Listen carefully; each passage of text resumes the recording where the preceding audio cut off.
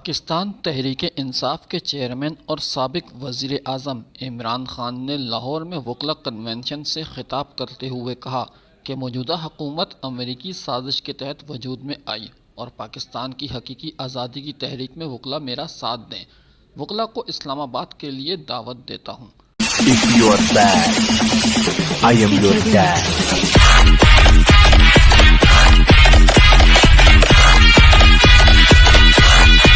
انہوں نے کہا کہ غریبوں کو کیوں جیل میں ڈالتے ہیں، مجھے اپنے وکیلوں کی ضرورت ہے۔ انہوں نے وکلا کو مخاطب کرتے ہوئے کہا کہ آپ نے اپنے بچوں کے لیے ملک کو آزاد بنانا ہے اور اللہ نے ہمیں زمین پر انصاف قائم کرنے کے لیے بھیجا ہے۔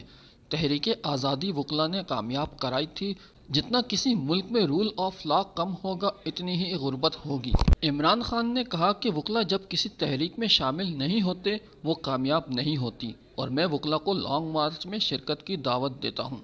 انہوں نے کہا کہ لانگ مارچ کی تاریخ کا اعلان جمعہ 20 مئی کو کر دیا جائے گا، لوگ اس کی بھی بھرپور تیاری کریں۔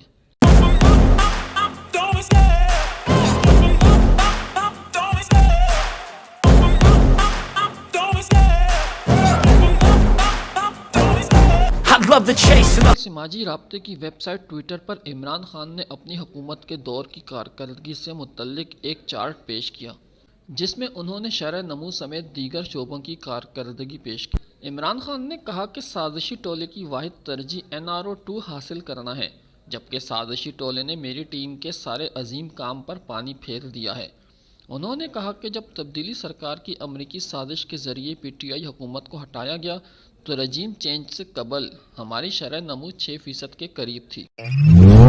دیوتے ہردیت دیوتے ಸೂಚನೆ ನೀಡದೆ ನನ್ನಯ ಎದುರಿಗೆ ಬಂದಳು ಯೋಚನೆ ಅವಳದ ಯೋಚನೆ